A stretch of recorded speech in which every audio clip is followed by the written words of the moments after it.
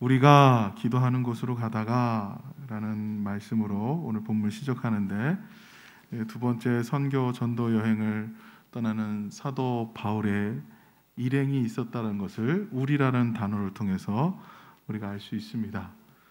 바울과 실라 외에도 사람 외에도 누가 같이 이 장면을 목격하고 있었던 사람, 그리고 그와 함께 몇 명이 있었는지는 알 수는 없지만 그와 동행하는 일행들이 있었다라는 것. 그래서 예수 이름을 믿고 정기적으로 기도하는 곳으로 찾아갈 때 함께 움직이고 있었다는 것을 우리가 볼 수 있습니다. 그런데 그 길 가다가 주님께 기도하러 가다가 귀신을 들린 여종을 만납니다. 여기 예배당 오실 때 귀신 들린 사람 보신 적 있으세요? 없죠? 네, 봤대요. 근데 그 귀신이 들렸는데 아주 그 귀신이 쪽집게처럼 점을 잘 치는 귀신이랍니다. 근데 그 귀신이 들어도 돈 되는 귀신이 들었답니다. 요새는 귀신이 들어도 돈 되는 일이라면 참 좋은 일이다 라고 하는 세상 풍조 속에서 오늘 본문은 그 여종이 여종입니다, 신분이 여종입니다 라고 얘기합니다. 근데 그 돈이 누구에게 가느냐? 주인에게로 큰 돈을 벌어준다고 말씀합니다. 그 당시나 지금이나 인생들에게 있어서 참 미리 알고 싶은 것들이 많은 것 같습니다. 그냥 어떻게 하든지 앞으로 내가 무슨 일을 겪을까, 그럼 미리 안다고 하면은 참, 그런 능력이 있다고 하면은 참 다들 좋아하실 수도 있겠지만 굉장한 대단한 일이죠. 어쩌면 우리가 볼 때 참 대단한 능력이라 할 수 있습니다. 그런데 오늘 본문은 그 능력을 근본적으로 어디에 있다고 했습니까? 귀신 들렸다 이렇게 얘기합니다. 오늘 그것을 보면서, 그 맥락을 보면서 이게 좀 같이 보셨으면 좋겠는데요. 좋은 일이 일어나는 일이라면, 돈 되는 일이라면 무슨 귀신이도 좋다, 그 시대 풍조 속에 우리가 쏠리지 않았으면 합니다. 무슨 돈이면 어떠랴, 없는 것보단 낫다 하는 이 시대 풍조 속에서 힘도 들이지 않고 이런 사탄적인 역사가 임해서, 꼭 귀신이 들리지 않아도 이런 사탄적인 역사로 인해서 어떤 능력으로든 많은 돈을 벌 수 있다는 것에 우리는 좀 경각심을 좀 가져야 합니다. 대단한 능력이죠.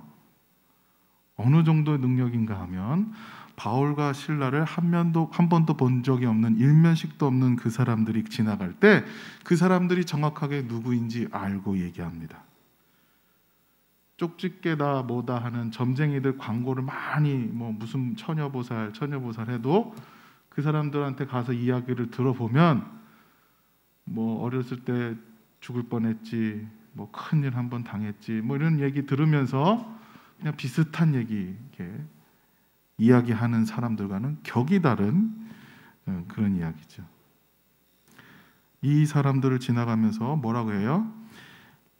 이 사람은 지극히 하나님의 종들이고 이분들은 너희들에게 구원의 소식을 전할 분들이야 라고 할 만큼 아주 정확하게 알고 있는 능력을 가진 귀신입니다. 우리가 이런 귀신과 이런 사탄적인 역사에 유혹되지 않아야 될 줄 믿습니다. 우리가 모두 다 온 정신 갖고 살아가고 있다고 하고, 내 판단과 내 생각 가지고 살아가고 있다고 생각하지만 우리가 쉽게 살아가는 방법이 있다는 것을 너무 쉽게 쫓아가고 있는 것은 아닌가라는 생각을 해볼 때가 있습니다. 그게 우리 현실 아니에요? 이렇게 하면 더 쉽게 벌 수 있어, 이렇게 하면 더 빨리 벌 수 있어, 이렇게 하면 우리가 힘들지 않게 벌 수 있어. 근데 그 이면에 여종이 귀신 들려서 착취하는 주인의 모습처럼 우리가 누구를 착취하거나 우리가 누구를 업수히 여기거나 그 사람의 형상을 망가뜨리는 일까지도 서슴지 않고서 할 수 있다라는 것이 오늘 성경이 가르쳐주는 내용입니다.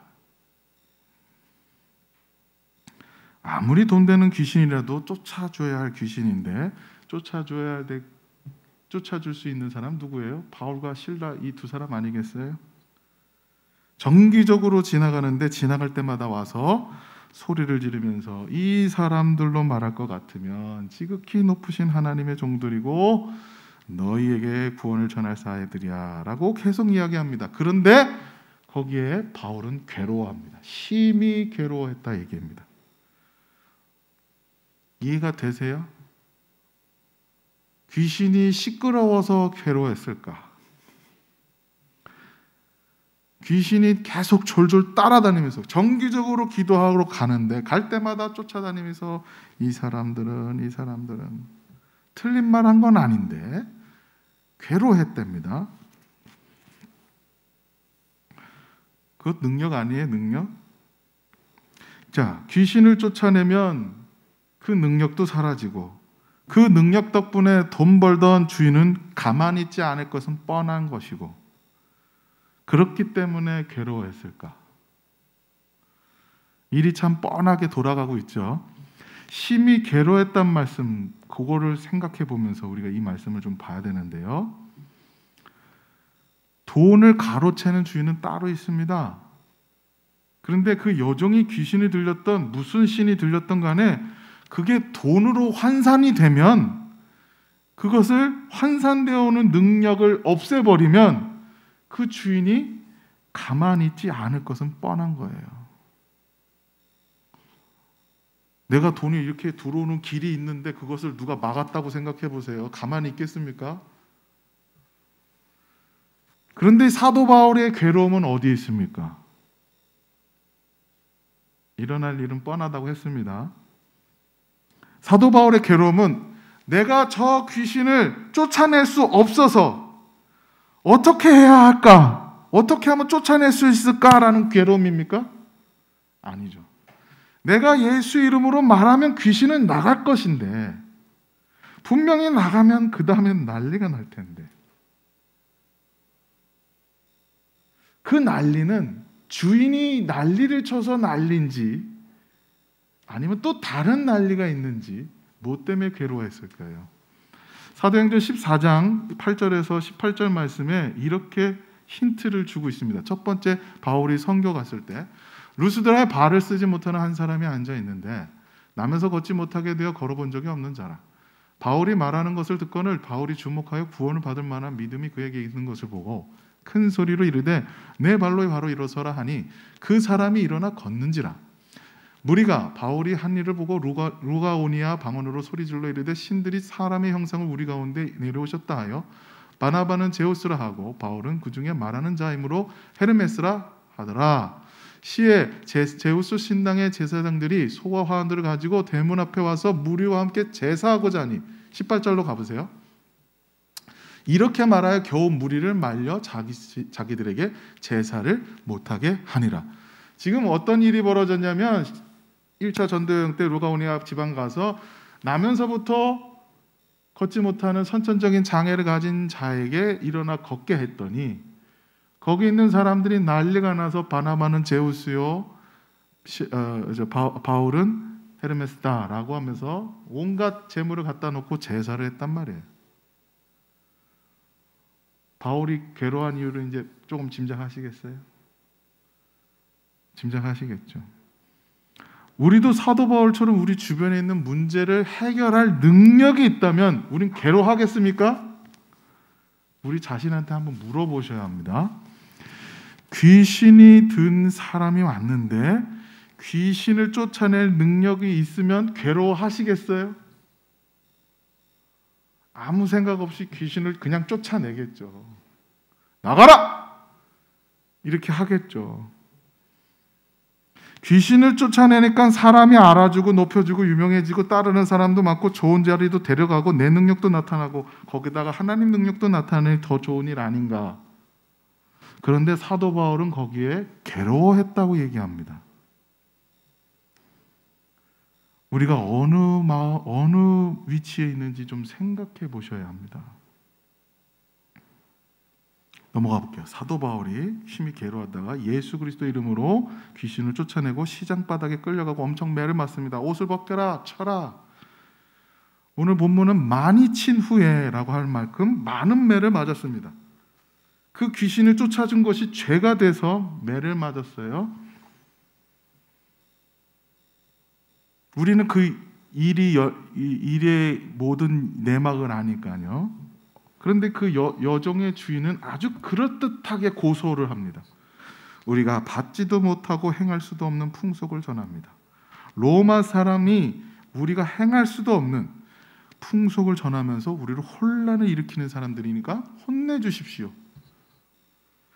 이 사람의 명분은 뭐예요? 로마 제국을 위하는 일이고 로마 제국을 흔드는 이 잡다한 무리들을 박살을 내야 됩니다. 싸그리 모아다가 없애버려야 됩니다. 원래는 무엇 때문에? 내 돈 돈줄을 끄는 놈, 저놈 없애고 싶은데 그렇게 말을 하기가 좀 그러니 이렇게 명분을 내세워서 합니다. 그럴듯하죠? 수많은 명분 뒤에는 결국 인간은 자기의 이익을 추구하는 인생이라는 것을 기억하시길 바라요. 우리 명분 내세울 때 조심해야 돼요. 교회 안에서 하나님의 말씀이 이랬다. 근데 그 말씀 내세우다 사람 죽이는 일이 있을 수 있어요. 왜요? 바울이 그랬잖아요. 율법에 이렇게 써 있는데 저 예수쟁이들 가만히 내둘 수 있어? 다 싸그리 짝짝 죽여야지. 그 명분이 사람을 죽일 수 있다는 것을 명심하셔야 합니다. 그 이면에는 뭐가 있어요? 하나님의 명분, 하나님의 영광 따위는 없고 오롯이 자기의 이익만이 있다는 것을 우리가 그러고 있지 않은지 생각해 보셔야 합니다. 정치인들 그러잖아요. 뭐 대한민국을 위해서 목숨을 걸고 다 내놓을 것처럼 일할 것처럼 얘기하지만 사실은 안 그렇잖아요. 많은 매를 맺고 잘 가두라고 해서 깊은 옥에 가두고 발에 착고까지 채워놓습니다. 그런데 한밤중에 바울과 실라가 하는 게 뭡니까? 그냥 기도하고 찬양합니다. 그랬더니 아주 놀라운 일이 일어납니다. 우리가 잘 알고 있죠? 사도 바울이 그때 무슨 기도를 했을까요? 힌트를 드릴게요. 적어도 이렇게는 기도하지 않았을 거예요. 하나님, 지진이 일어나게 해주십시오. 그리고 옥토가 흔들리게 해주시고 이 감옥문이 확 짝짝 열려가지고 다 활짝 열려서 또 이 맨 거 다 풀어지게 해주시고 그러면 간수가 벌벌벌 떨다가 나한테 와가지고 어떻게 하면 구원을 얻을 수 있을까요? 하다가 내가 복음을 전하게 해주십시오. 그렇게 기도하지는 않았을 거란 말이에요. 정확하게 뭔진 몰라도 그렇게 기도하지 않았을 거라는 것은 분명히 우리가 바울을 통해서 성경에 보는 바울을 통해서 우리는 짐작할 수 있는데 정말 그냥 찬양과 기도를 했더니 정말 꿈 같은 일이 일어났어요. 정말 간수가 뛰어들어와서 벌벌 떨면서 우리가 어떻게 하면 구원을 얻을 수 있을까요? 그랬더니 주 예수를 믿으라 그리하면 너와 내 집이 구원을 얻으리라. 얼마나 놀라운 전도지에 써 있는 말씀들이 그냥 쪽쪽 나옵니까? 승리하는 말씀이 나오죠. 그 밤에 일행을 데려다가 싹 씻기고 온 식구가 예수를 믿는 승리의 모습을 우리가 봅니다. 자, 우리가 이제 두 사건을 봤어요. 귀신을 쫓아내는 사건. 하나는 옥토가 열리고 예수를 믿는 사건. 두 사건을 보면서 우리가 하나님을 어떻게 영광을 돌리고 섬겨야 될지 대비되는 모습이 보입니다. 첫 번째 사건, 바울이 귀신을 들린 자에게 주 예수 그리스도로 명령해서 그에게서 나오라 하니까 나왔습니다. 그러면 거기 있던 거기 있던 많은 사람들은 바울과 실라가 대단한 사람이라고 생각했을 겁니다. 그런 얘기 많이 듣잖아요. 아브라함은 자식을 죽이려고 했다. 다윗은 골리앗을 그냥 짱돌로 딱 때려 죽였다. 야, 얼마나 믿음이 좋냐, 훌륭하지 않냐. 여기로 가면 안 됩니다. 성경을 볼 때 그렇게 보지 말라고 하는 거예요. 오늘도 성경은 누가 훌륭하다 하는 얘기를 하는 게 아니에요. 성경은 하나님은 하나님이시다, 왕이시다라는 얘기를 하는 것이지 우리가 그 사람이 훌륭합니다 하는 얘기를 하는 게 아니에요. 그런데 그 사람들이 봤을 때는 누가 훌륭해 보여요? 바울이 훌륭해 보이죠. 바울이 훌륭해 보여요. 하나님의 일이 놀랍게 일어나는데 어떻게 그 일을 일으키셨어요? 라고 물어보는 사람이 있을 때 제가 한 게 없는데요 라고 하라고 성경은 우리에게 가르쳐 주는 거예요. 우리 마음에 어떤 능력이 있다고 생각했을 때, 우리에게 어떤 능력이 있을 때 하나님의 이름이 드러내고 싶어하는 마음은 다 있죠. 그런데 그 능력이 나도 좀 드러나고 싶을 때가 있지 않습니까? 나나 더 크게 생각해서 이 한국교회는 어디로 가고 있습니까? 다 그렇잖아요. 하나님의 일을 하는 하나님의 종들이 가는 곳마다는 하나님의 역사가 일어날 텐데, 귀신이 나가고 기적이 일어나든 뭐 예수를 구주로 영접하든 어쨌든 하나님의 일이 일어나는데 누가 드러나는가를 생각해 보시기 바랍니다. 누가 드러나는가에 대해 고민이 적은 현실을 보면서 사도 바울은 거기서 심히 괴로워했다는 것에 대해서 우리 모습이나 한국교회 전체 모습에서 그 고민하는 흔적이 있는지 우리는 고민해 봐야 됩니다. 하나님의 일을 하시고 가는 곳마다 하나님의 일이 드러날 때, 하나님만이 드러날 때 그 기쁨을 갖고 가시는 저와 여러분 되시길 바랍니다. 사람들이 물어볼 거예요. 예수 믿는데 왜 기뻐하세요? 왜 기뻐하세요? 사는 게 힘든데 왜 기뻐하세요? 하나님 역사가 드러나서요. 하나님이 영광 받아서요. 거기서 기쁨을 찾으시길 바랍니다. 무엇이 되어서 기쁨을 찾는 게 아니라, 무엇이 있어서 기쁨을 찾는 게 아니라 하나님이 드러나서 하나님이 영광 받아서 기쁩니다. 이게 논리적으로는 그런가 보다 하지만 진짜 우리가 기뻐할 수 있는 이유가 거기에 있다는 것을 놓치지 마시기 바랍니다. 그럴듯한 소설 쓰면서 하나님 영광 드러나고 내 이름도 드러나면 좋지 않은 식의 자리로 원하는 그런 자리로 가려고 하면은 세상은 그렇게 보지 않아요. 보이지 않는 하나님을 보는 게 아니라 보이는 나를 보면서 당신이 참 대단한 사람이요 라고 얘기한단 말이에요. 한국교회가 이 사회에서 행하는 봉사활동이 70%가 개신교 한국교회가 담당합니다. 70% 이상. 한 20-30%는 불교나 가톨릭교회나 뭐 그런 어떤 시민단체들이 담당해요. 한국교회 모든 대부분의 섬기는 일들은 한국교회가 담당하는데 욕은 한국교회가 다 먹습니다. 교회가 능력을 더 가지면, 더 많은 일을 하면 욕을 안 먹습니까? 능력이 없어서 지금 욕을 먹는 겁니까? 100% 만들면 욕 안 먹습니까? 잘 생각해 보셔야 돼요. 능력이 없어서 욕 먹는 게 아니에요. 어느 교회, 어느 목사, 어느 누군가가 하나님 자리에 가서 영광 받고 있기 때문에 욕 먹는 거예요. 교회 선전하고 목사 선전하고 어느 뭘 선전하고 있기 때문에 욕 먹는 거예요. 그것 때문에 싸우고, 그것 때문에 헛듣고, 그것 때문에 자리 싸움하고, 그것 때문에 돈 싸움하니까 욕 먹는 거예요. 봉사 안 해서 욕 먹는 게 아니에요. 더 봉사하면 칭찬받을 것 같습니까? 그렇지 않아요. 우리 착각하고 있어요. 많이 선한 일 많이 하면 칭찬받을 줄 알고 속는 겁니다. 속는 거예요.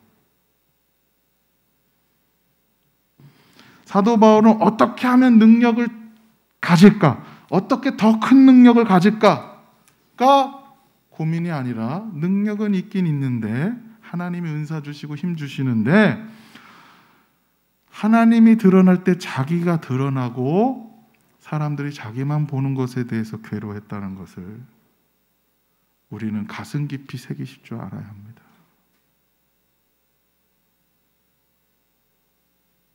바울은 선교지 다니면서 다니는 곳마다 하나님께 영광을 돌리고 하나님을 전하려고 했어요.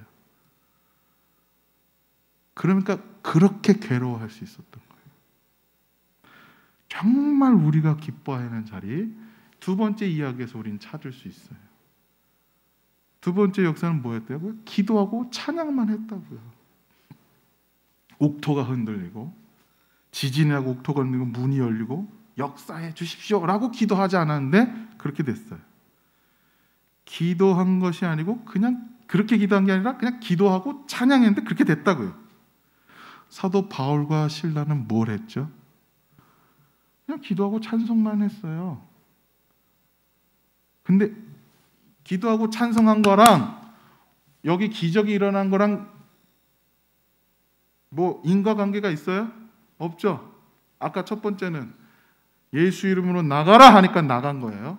인과관계가 있어요. 여기는 없어요. 내가 알지 못하게 그냥 하나님을 기뻐했는데 그런 일이 일어났다는 거예요.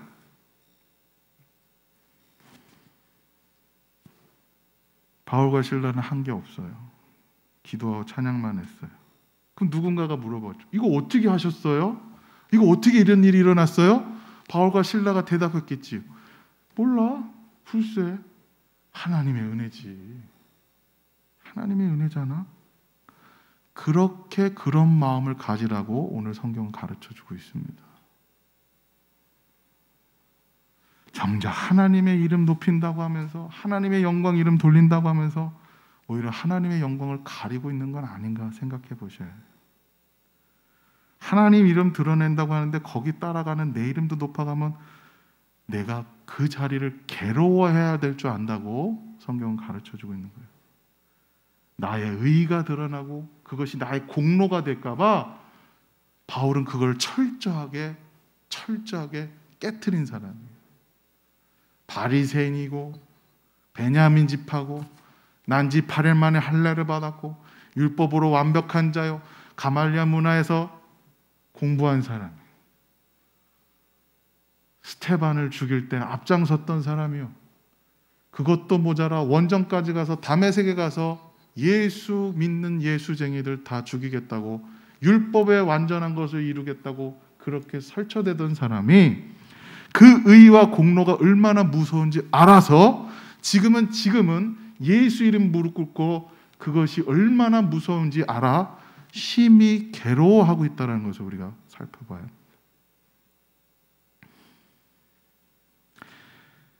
어제가 성탄이었죠. 예수님이 아기로 오셨음에 참 감사한 거예요. 다 큰 성인으로 오셔가지고 그렇게 오셔가지고 구름 기둥, 불 기둥 동원하고 천군 천사들 다 동원하고 나팔을 막 부르고 번개가 치고 천둥이 치고 나쁜 놈들 다 몰아가지고 다 지옥에 다 던져놓고 쫙 그럴 줄 알았어요. 근데 그렇지 않았어요. 그래서 세례 요한이 헷갈렸죠. 왜 그러지? 그 양반이 아닌가 봐. 그래서 가서 물어보기도 했잖아요. 그런데 아기로 오셔서 부모 팔에 안겨 다른 아기들처럼 똑같이 배고플 때 젖달라고 하고 울고 그렇게 지극히 평범한 모습 속에서 그 누구도 거기에 구원이 있고 소망이 있을까? 아무도 모르는 기대하지 않는 그 순간에도 믿는 우리는 하나님의 구원이 시작되고 있다는 것을 알고 있고 놀라운 비밀을 알고 있는 자들답게 주님의 지금도 그 아무것도 평범하지 아무것도 안 일어나는 그 평범한 속에서도 하나님은 무언가 일하시고 계시고 역사하고 계시고 영광을 나타내신다는 것을 우리가 기억하셔야 합니다. 내가 뭔가 해서 뭐 기적이 일어날 것 같아요. 그래서 내 이름이 좀 들어놓고 이건 내가 했어. 그럴 때 있잖아요. 기도할 때 지나고 보니까 그때 참 어려웠지. 하나님의 은혜긴 한데 참 그때 내가 간절하게 기도했어. 내가 그렇게 진짜 간이 저릿저릿하게 간절하게 기도하니까 됐어. 그 원인이 은혜가 아니고 자기의 간이 간절한 것으로 원인을 찾는다면 문제가 있는 거예요. 문제가 있는 거예요. 그거는 허공치는 겁니다. 허공치는 거.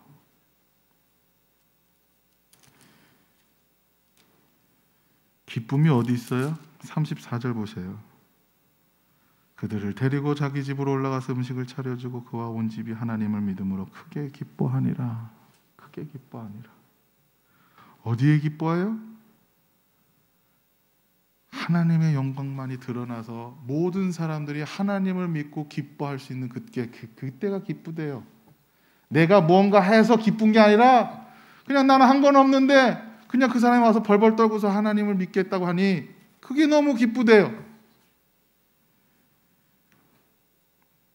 아무 특별한 일 없는데 오늘날까지 살면서 하나님이 선하신 뜻대로 역사하셨고 하나님이 은혜가 있었다는 것을 고백하시길 바랍니다. 우리가 이런 일 저런 일 애쓰고 살아왔는데요. 참 고되게 살아왔는데 그 고된 일이건 애쓴 일이 보이지 않고 온통 하나님의 은혜만이 보이시길 바랍니다. 그때 기뻐져요.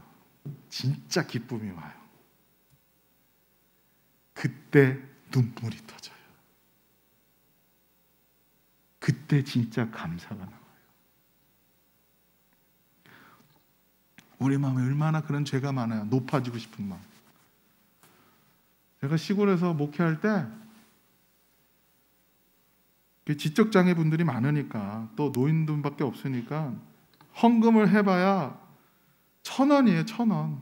그것도 안 내는 분도 많고 헌금을 드리는 분 중에 내는 분이 기껏해야 1,000원이라고요. 1년에 다 해서 10만 원이 안 돼요. 그분들이 내는 헌금이, 내는 분들이. 근데 한 분이 자기는 잘 믿고 있다는 걸 좀 자기를 증명하고 싶은 사람이 한 분 있어요. 지적장애인데 이 집사님이 전화해요. 저한테 미리. 목사님, 나 이번 주에 헌금 10,000원 할게요. 그래요? 집사님? 그러세요. 그러면 제가 말려요. 돈도 없는데 그러지 마세요. 에이! 나 돈 있어. 그리고 와요.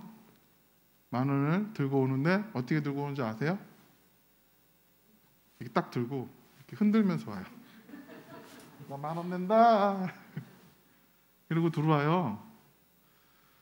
근데 이분이 10,000원을 내기가 좀 아까웠는지 갑자기 다스를 1,000원 이렇게 봉투에 넣어서 내고 있는데 자기 혼자 10,000원 딱 아까웠는지 그 재정 담당하는 권사님한테 아무개 엄마, 권사님이라고 안 불러요. 아무개 엄마, 나 5,000원만 거실러 줘.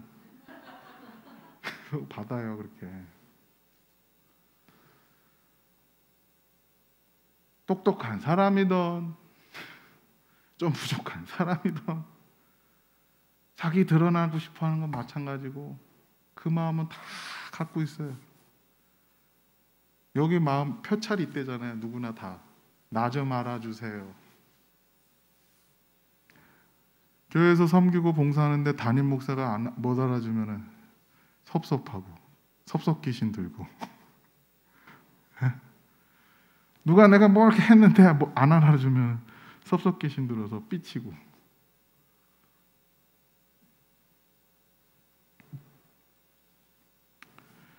내가 이때 이런 계획이 있었는데 하나님 맞아. 그때 나 도와주셨지.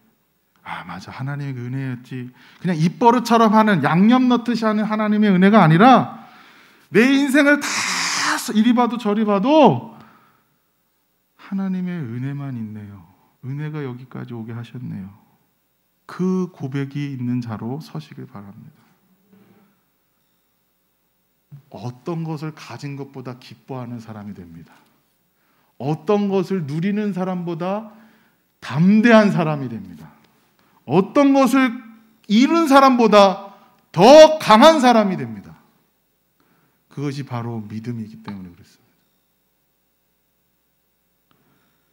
살아가시는 내내 평범한, 지극히 평범한 일상 속에서 하나님의 일하심을 발견하시고 감사를 항상 잊지 않은 가운데 그럴 때 누군가 찾아와서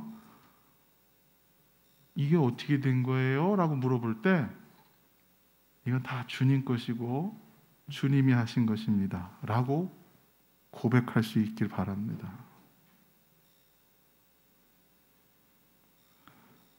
세상 사람들이 교회 공동체를 보면서 참 선하고 좋은 일 한다, 그런 날이 올지라도, 이젠 비난하는 날이 아니라 칭찬하는 날이 올지라도 그 속에 내가 한 일이 뭔가 궁금해할 정도로 온통 하나님의 은혜입니다 라고 고백할 수 있는 우리 공동체가 되길 바랍니다. 그렇게 기뻐하는 공동체가 앞으로 살아가는 힘이 있어요. 하나님의 은혜가 영원하기에, 하나님의 약속이 영원하기에 내가 오늘도 그렇게 살아갈 수 있지. 주여 지진이 나게 해주세요. 문이 열리게 해주세요. 된 것이 풀어지게 해주세요. 사람들이 벌벌 떨면서 찾게 해주세요 라고 바울은 기도한 것이 아니라고 우리 오늘 기억하시면서 그 속에 하나님의 영광만 받을 수 있는 자리에 서게 하셨다는 것을, 그것이 우리 일평생 내내 기도의 제목이고 그것이 우리의 삶의 내용이길 바랍니다. 그렇게 살다가 그렇게 또 영광스러운 날, 나타나는 날 하나님께 영광 돌리며 살아가는, 그렇게 기뻐하는 저와 여러분들 다 되시길 바란 마음에 이 말씀 전합니다. 기도하겠습니다. 모두 일어나셔서 결단의 찬양 드리도록 하겠습니다. 은혜 같이 고백하겠습니다.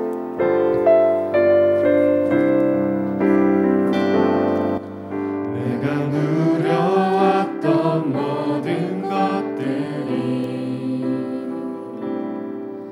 내가 지나왔던 모든 시간이, 내가 걸어왔던 모든 순간이 당연한 것 아니라 은혜였소. 아침에가 뜨고 저녁에 놓은 봄의 꽃향기와 가을의 열매, 변하는 계절의 모든 순간이 당연한 것 아니라 은혜였소. 모든 것이 은혜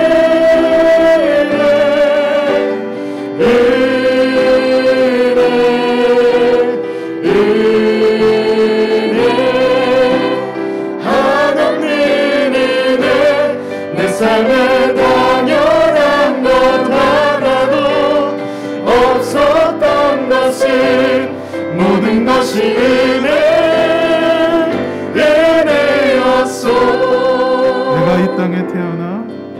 내가 이 땅에 태어나 사는 것, 어린아이 시절과 지금까지 숨을 쉬며 살며 꿈을 꾸는 삶, 당연한 것 아니라 은혜였소. 내가 하나님의 자녀로 살며 오늘 찬양하고 예배하는 삶,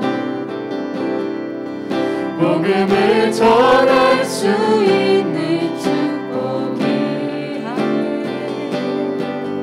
당연한 것 아니라 은혜였소.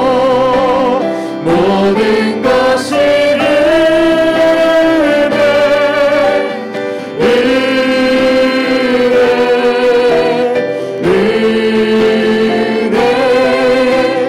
한없는 은혜, 내 삶에 당연한 것 하나도 없었던 것은 모든 것이 은혜였소. 모든 것이 모든 것이 은혜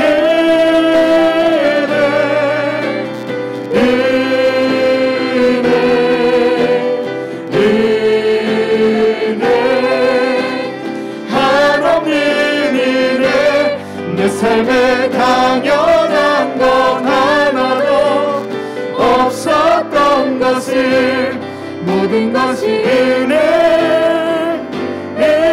은혜였소. 이제는 우리 구주 예수 그리스도의 은혜와 하나님 아버지의 다함이 없는 사랑하심과 성령님의 도우시고 함께하시고 견인하여 주시고 은사 주심이 여기 있어 모든 것이 은혜입니다 라고 고백하며 주의 은혜를 믿고 걸어가겠습니다 라고 결단하는 주의 백성들 머리 위에 그들의 삶과 기도 제목 위에 우리나라와 한국교회와 만방세 목장 공동체 위에 지금부터 영원토록 함께하옵시기를 간절히 축원하옵나이다. 아멘.